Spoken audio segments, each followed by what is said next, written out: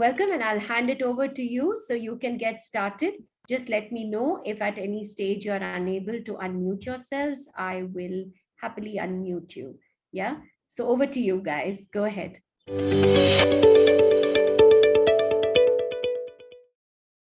Good evening, everyone. Today, on behalf of Mother Mary School, I, Kaina, along with Anish, Samriddhi, Arnav, and Avneet, am going to give a comprehensive presentation on understanding anxiety, capriciously comprehensive. I would be talking about what is anxiety, common fears in teenagers, and nervousness. Firstly, what is anxiety? Anxiety is your body's natural response to stress. It is a feeling of fear, apprehension about what's to come. The first day of school, going to a job interview, or giving a speech may cause most people to feel fearful or nervous. But if your feelings of anxiety are extreme, last for longer than 6 months, and are interfering with your life, you may have an anxiety disorder. Anxiety disorders are the most common form of emotional disorders and can affect anyone at any age. According to research, women are more likely to be diagnosed with an anxiety disorder. But of course, that is debatable. Moving on to common causes of fears in teenagers. Firstly, schoolwork and grades. Believe it or not, most teens, even those who get stellar marks, worry about their grades.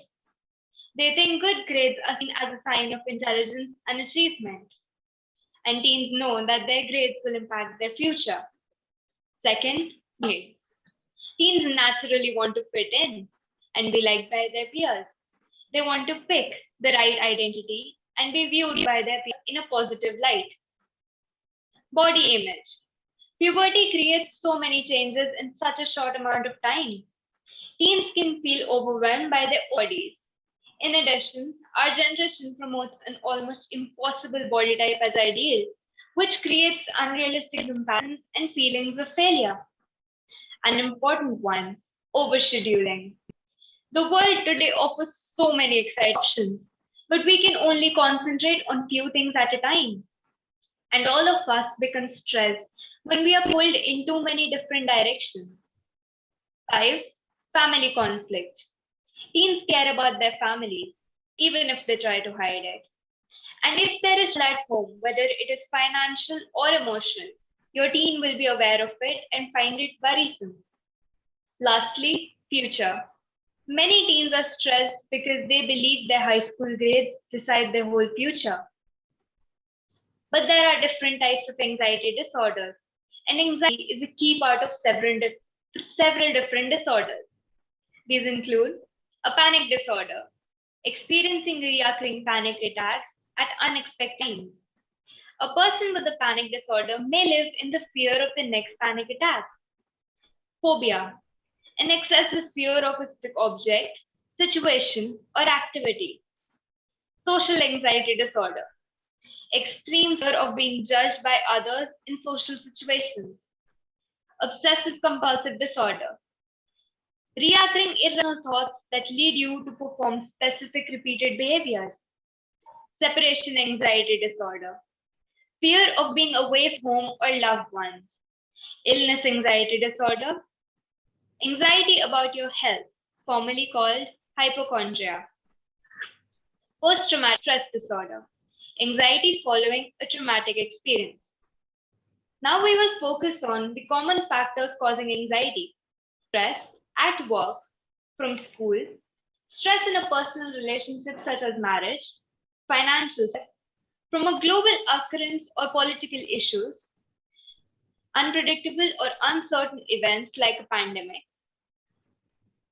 from emotional trauma such as death of a loved one, from serious medical illness, side effect of medication, use of an illicit drug, symptom of a medical illness such as a heart attack, a heat stroke, or hypoglycemia. Lack of oxygen in circumstances as diverse as high altitude sickness, emphysema, or a pulmonary embolism. Succeeding that, let's talk about the difference between an anxiety attack and nervousness. Nervousness is a natural response to a stressful event. It feels like a combination of anxiety, dread, and excitement all at once. It is temporary and resolves once the stress has passed. It can be controlled even if you're someone who is more prone to nervous feelings. While nervousness is a common symptom of anxiety disorders, they're not the same thing. Anxiety disorders are psychiatric disorders that develop from several complex factors, including genetics, brain chemistry, and life events.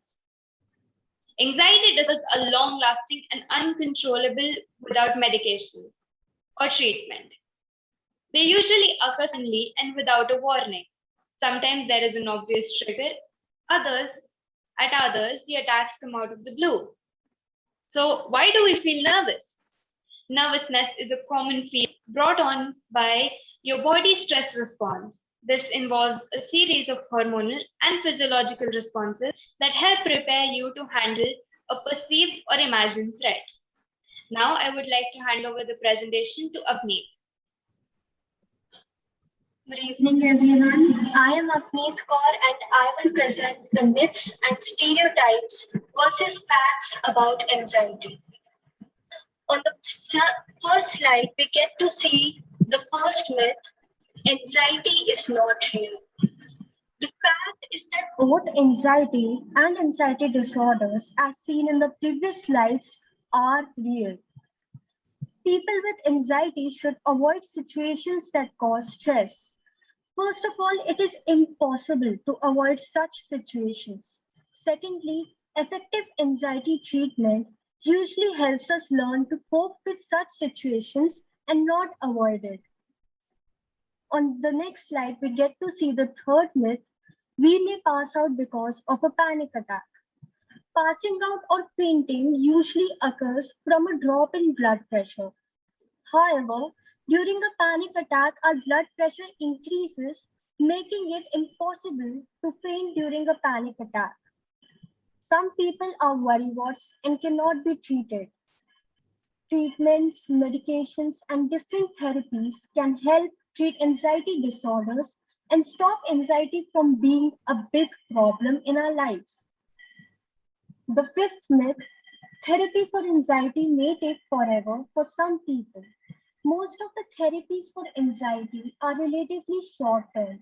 For example, we can see improvement with just a few cognitive behavioral therapy sessions or CBT sessions, proving that this myth is completely incorrect. In all cases, anxiety is caused because of trauma. This myth is partially incorrect because trauma, along with other factors such as our diet, caffeine, skipping meals, etc., act as triggers. Now, I would like to pass on to Samriddhi Manav. I'm Samriddhi Manav, and I'll be talking about symptoms of anxiety and triggers. Each one of us feels sad or stressed almost every day. But how do we know whether we suffer from a disorder or are we just being moody? Here are some of the symptoms one may identify if one suffers from an anxiety disorder. Persistent nervousness, wherein we may feel nervous or feel stressed all the time. Everything depends on the severity of the situation. Paranoia, worrying about something continuously for weeks on end. Increased heart rate, hyperventilation or rapid breathing in certain situations. Sweating and trembling coupled with all of these factors may give you a little bit of clue as to what you are dealing with. However, it is not always possible that these symptoms are common for everybody. Now, we move on to the triggers of anxiety.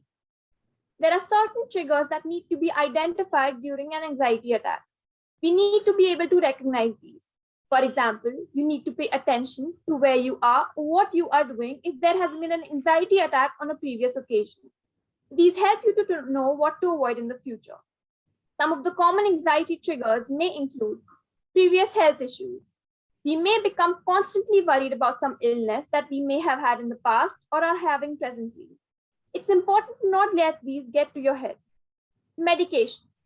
Some of your everyday medications produce effects that may make you feel anxious for no reason at all. Caffeine. Having too much caffeine makes you jittery, causing anxiety. Skipping meals. Skipping meals causes a drop in your blood sugar, causing anxiety. Thinking negatively. This is a big one. We know that a healthy body requires a healthy mind. When we think negatively, we are creating more cause for worry than is necessary. Financial concerns. Worrying too much about your bills and credit cards may also become one of your triggers. Large gatherings or social events. Some of the most common triggers for anxiety attack may be where large crowds of people gather. Other triggers may also include daily conflict, which eventually stresses your mind and may cause anxiety, as well as public events and performances. Next, coming on to personal triggers. These may be difficult to identify. These triggers may include traumatic events which are linked to some everyday part of your life, something as simple as a song. It's important to note that just like symptoms, these triggers and the types of triggers may vary for everyone. Now I'd like to hand over to Anish. Good evening, my name is Anish and I will be talking about the consequences and who is prone to anxiety disorders. Anxiety comes with many physical symptoms. These symptoms can vary from person to person and are often dependent on the severity of it. Together, the mental toll of anxiety and the effect on the body can be overwhelming. So certain short-term effects on the body may include heart palpitation, increased blood pressure, breathing problems, upset stomach, shaking, muscle ache, fatigue, or dizziness. There could be some possible long-term effects of anxiety on the body, which may include heart problems like increased risk of heart diseases, various illness from a lowered immune system, gastrointestinal disorders, including irritable bowel syndrome, memory problems, and frequent migraines. There could be certain mental long-term impacts also. You may start living in a stressful mode. It can lead to more mental health issues. It can contribute to substance abuse or risk for disease. So now, who all are prone to anxiety disorders? The graph in which you see contains the percentage of people who get affected by anxiety based on the severity, ranging from low anxiety to severe anxiety. So now, who all are prone to anxiety disorders? Children who endure an abuse or trauma or witness a traumatic event are at a higher risk of developing an anxiety disorder at some point of life. Adults who experience a traumatic event can also develop anxiety disorders. People having a health condition or serious illness can cause significant worry about issues such as your treatment or your future, which may also lead to anxiety. There might be a big event or a buildup of a smaller event, stressful life situations which may trigger excessive anxiety. For example, a death in the family, work stress, or ongoing worry of finances. People with other mental disorders such as depression often also have anxiety disorders. Anxiety disorders may run in the family. People under drug or alcohol abuse may also have anxiety. Now I would like to pass on the presentation to Arnav. Thank you, Anish. Now, Arnav Mathur is going to talk about how to distinguish between an anxiety attack and a panic attack. Panic and anxiety attacks are very similar. In fact, the terms are used interchangeably as they both share similar symptoms such as chest pain, breathlessness, etc. In both, there is an activation of the nervous system when your body is getting ready to protect you, though through the reflexes of fight or flight. Still, there are noticeable differences between the two, for which we can seek help from medical professionals. The first criteria is the causes. A panic attack often feels and seems unpredictable, sneaky, or even surprising, while an anxiety attack is generally intensified over a period of time and is highly correlated with excessive worry about some potential danger, real or perceived. The second criteria is duration. The symptoms of a panic attack usually peak in 10 minutes. Although the patient recovers in an hour, he or she might feel unwell, worried throughout the day. While the symptoms of anxiety may be persistent and become long-lasting, they may take days, weeks, or even months and might culminate into a full-blown attack when the tension just becomes unbearable. More about anxiety. Anxiety disorders are common and highly treatable. The vast majority of anxiety sufferers go without treatment, oftentimes because they don't even know that something is wrong. Anxiety disorders can have wide-ranging physical and mental effects on us, as it manifests differently in everyone. Some common physical manifestations of anxiety disorders are: first, skin tingling and numbness or feeling low or feeling low on energy, uncharacteristic drop in body temperature during an attack, feeling dizzy or uninterested in performing different activities all the time, insomnia or abnormal hearing sensations in the ears, muscle tension, pain, blurred or tunnel vision, hypertension, irrational fears, chronic fatigue, difficulties in concentrating and focusing, or avoiding social interactions. Thank you very much, and we hope that you enjoyed our presentation.